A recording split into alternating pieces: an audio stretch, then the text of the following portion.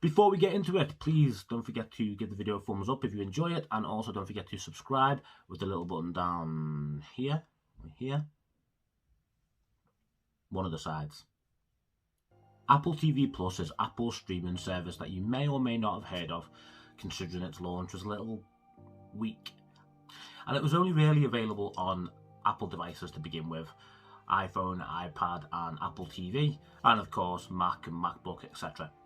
It launched in November 2019, and when it was first announced a little before then, they did tell us it would come to smart TVs, which, to be fair to Apple, it has done, and other places too. Other places. So chances are, if you bought a new smart TV this year, or even if you bought one late last year, you may have seen Apple TV Plus appear on there. But I was also surprised to see it on Sony's PlayStation 4 as well. It shouldn't really surprise me, but it did, because it's Apple and Apple love that whole exclusivity thing. However, Apple do believe that the future is in subscriptions. I mean, we've seen Apple over the last few years come out with many subscriptions. I'm sure there will be many more to come as well. So we've got Apple News, Apple Fitness Plus, Apple Music, of course iCloud, Apple TV Plus, Apple Arcade. They just want all our money basically. But in order to compete with the likes of Netflix, Now TV and Prime Video, you need to be in all the places. It's not really enough to just keep it to yourselves and say, yeah, if you're an Apple customer and you have Apple TV or you have an iPhone, then great, you can watch our shows. Everyone else, it's tough. If you want to be the biggest and the best, and you want everybody's money, you want them to pay you monthly for it, you need to be in front of all the eyeballs all the time. And a lot of those eyeballs are looking at Android screens, Chromecasts, Android TV, and even Google's new Chromecast with Google TV, which is a mouthful and needs a better name. So Apple needs to get in front of those eyeballs in order for its streaming service to succeed in a massive way. Now, I honestly believe February next year is when we will see this service. Why?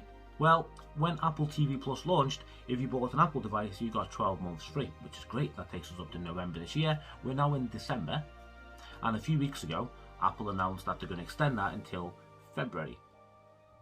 So you got 12 months and then another 4 months on top of that.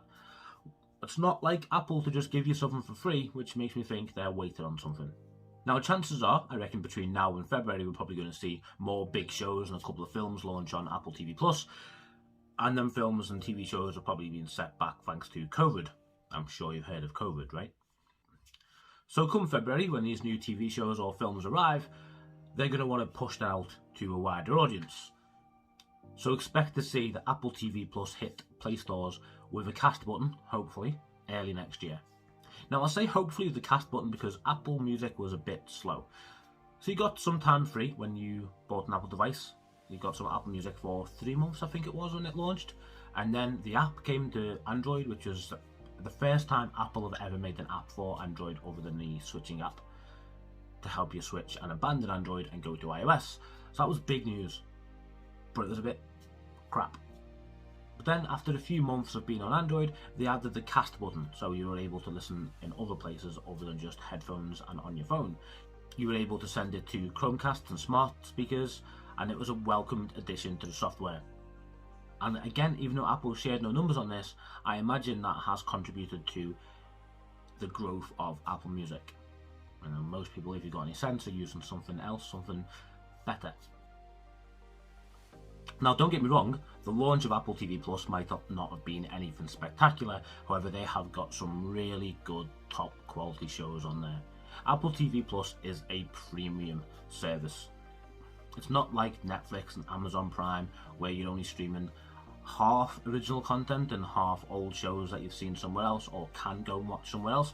This is all made by Apple for Apple TV Plus. And these shows have got some big names and some big money behind them. Some of the ones I've been enjoying are The Morning Show, C was really good, and Servant was good, but God, it is weird. Honestly, if you have Apple TV Plus, check them out. If not, make a note of them. Come back next year when you will have access to Apple TV Plus, because it's going to be everywhere.